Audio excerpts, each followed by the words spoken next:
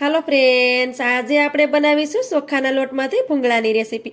તેના માટે આપણે એક વાટકો ભરી અને ચોખાનો લોટ લીધો છે. સૌથી પહેલાં આપણે એક મોટું વાસણ લઈ લેશું અને લોટને આપણે તેમાં નાખી દેવાનો છે.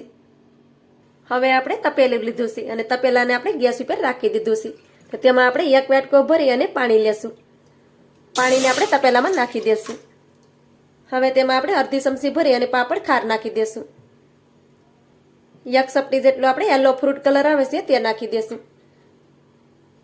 તેનાથી ભૂંગળાનો કલર છે તે સરસ આવશે, પણ તમારે જો કલર ન નાખવો હોય તો તમે તેને કીપ પણ કરી શકો.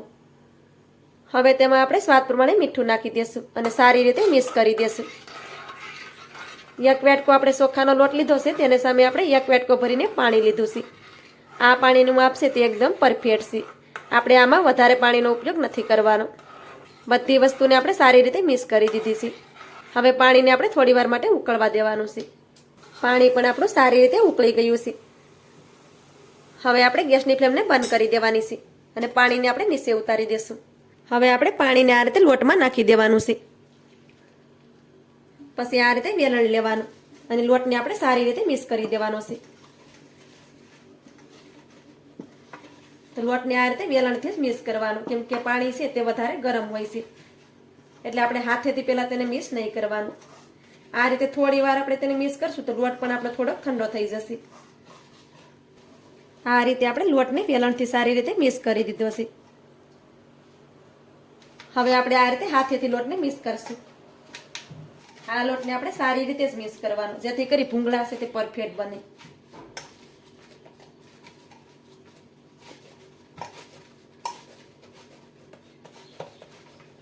આ રીતે આપણે લોટને સારી રીતે મિક્સ કરી દીધો છે.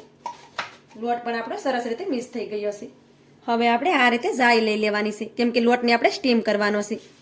પછી તેમાંથી આપણે થોડી થોડી લોહી આ રીતે બનાવી લેવાની.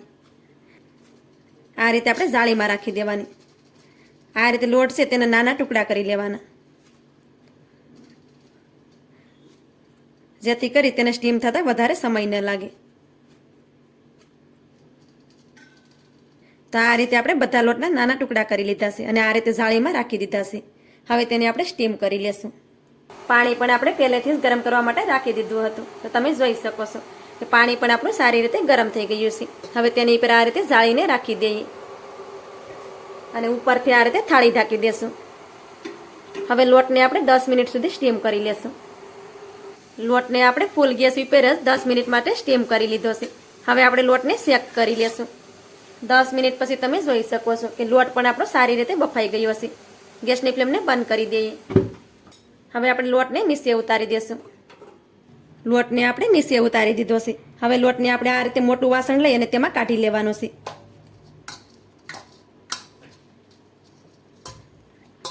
તો આ રીતે બધો લોટ છે તેને આપણે એક મોટા વાસણમાં નાખી દેવાનો અને બિલકુલ પણ તે સ્વેટો નથી, તમે જોઈ શકો છો. હવે આ રીતે આપણે લાકડાનો ડટ્ટો આવે છે તે લઈ લેશું અને તેનાથી લોટને આપણે આ રીતે મેશ કરી દેવાનો.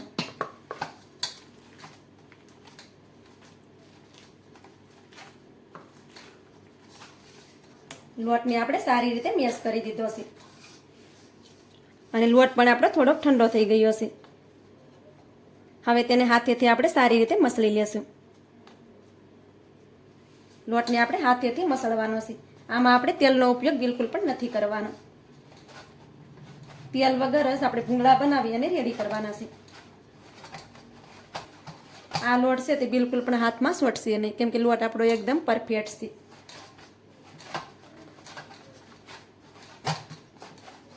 લોટને આપણે સરસ રીતે મસળી લીધો છે.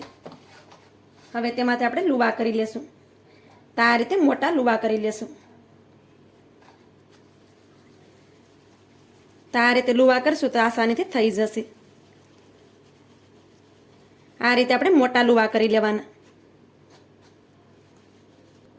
આ રીતે આપણે બધા લુવા બનાવી અને રેડી કરી લીધા છે. હવે તેમાંથી આપણે ભૂંગળા બનાવશું. ભૂંગળા બનાવવા માટે આપણે પાટલો લીધો છે. હવે એક લુવાને લઈ લઈએ અને પાટલા ઉપર રાખી દઈએ. બીજા લુવા છે તેને આ રીતે ઢાંકણથી ઢાંકીને રાખવાના, જેથી કરી આ લુવા છે તે સુકાઈ ન જાય. હવે તેને સાઈડ પર રાખી દેશું. હવે આપણે વેલણ લેશું અને તેને આપણે વણી લેશું. તો આ રીતે જેમ આપણે રોટલી બનાવતા હોય એવી રીતે વણવાનું છે.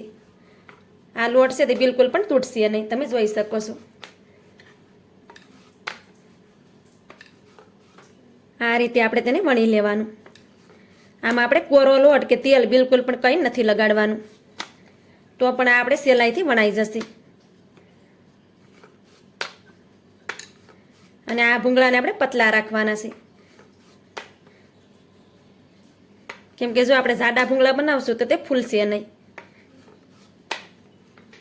તો આ રીતે આપણે મોટીથી રોટલી વણી અને રેડી કરી લીધી છે. તમે જોઈ શકો છો કે તેને મેં આ રીતે મીડિયમ ઠીક રાખી છે. હવે આપણે આ રીતે માપપટ્ટી આવે છે તે લઈ લેવાની છે, અથવા તો આપણે તેને ફૂટપટ્ટી પણ કહેતા હોય છે.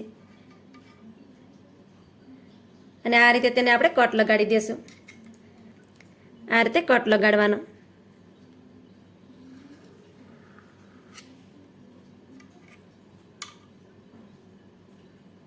આવી રીતે આપણે માપપટ્ટીથી ભૂંગળા કરશું તો ભૂંગળા એક સરખા બનશે બધા. આ રીતે આપણે ભૂંગળાને કટ કરી લીધા છે, તમે જોઈ શકો છો. હવે આ કિનારેથી લોટ છે તેને આપણે કાઢી લેશું. તેને આપણે પાછા ભૂંગળા બનાવશું ત્યારે તેમાં નાખી દેશું. હવે આપણે કિનારેથી એક સરખું કરી લેશું. તો આ રીતે માપી અને એક સરખું કરી અને કાઢી નાખવાનું. વધારાનો લોટ આપણે કાઢી લેશું.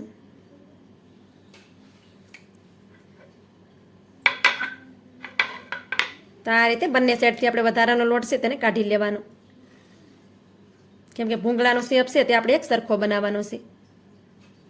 તો આ રીતે તમે જોઈ શકો છો કે આ રીતે આપણે તેમાં કટ લગાડી દીધા છે. હવે આપણે ભૂંગળા બનાવવા માટે આ રીતે પેન્સિલ લઈ લેશું અને તેને આ રીતે રાખી દેવાની છે. પછી તેને આ રીતે કટ કરી દેવાનું અને આ રીતે ભૂંગળાને આપણે ચીપકાડી દેવાનું. આ રીતે આસાનીથી ભૂંગળું બની અને તૈયાર થઈ જશે. આ લોટ છે તે તરત ચીપકી જશે, તમે જોઈ શકો છો. આમાં આપણે તેલ પણ નથી લગાડવાનું, તમે જોઈ શકો છો કે ભૂંગળું આપણું એકદમ પરફેક્ટ બન્યું છે. હવે તેને આ રીતે થાળીમાં રાખી દઈએ. આ ભૂંગળાને આપણે થાળીમાં જ સૂકવવાના છે.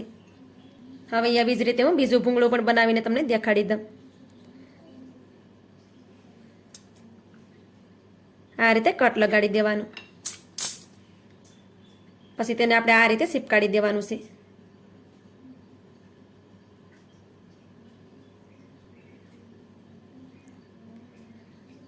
આ રીતે સરસ એવું ભૂંગળું બની અને રેડી થઈ જશે.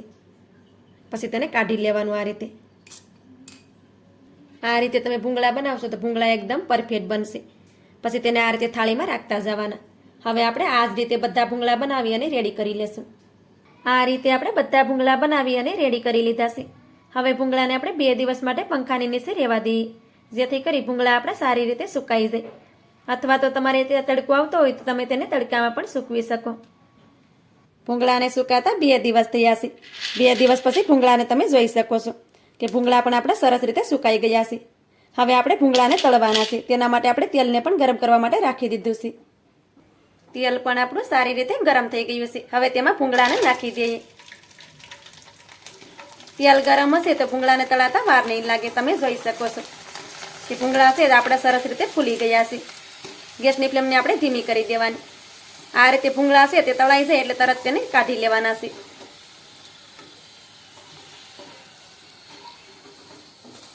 ભૂંગળાને તમે જોઈ શકો છો. ભૂંગળા છે તે આપણે ફૂલીને ડબલ થઈ ગયા છે. તેને આપણે કાઢી લઈએ. હવે આપણે બીજી વાર પણ ભૂંગળાને નાખી દઈએ અને તેને પણ આપણે આ રીતે તળી લઈએ. આ રીતે ભૂંગળા બનાવી તમે તેને 1 વર્ષ સુધી સ્ટોર પણ કરી શકો છો.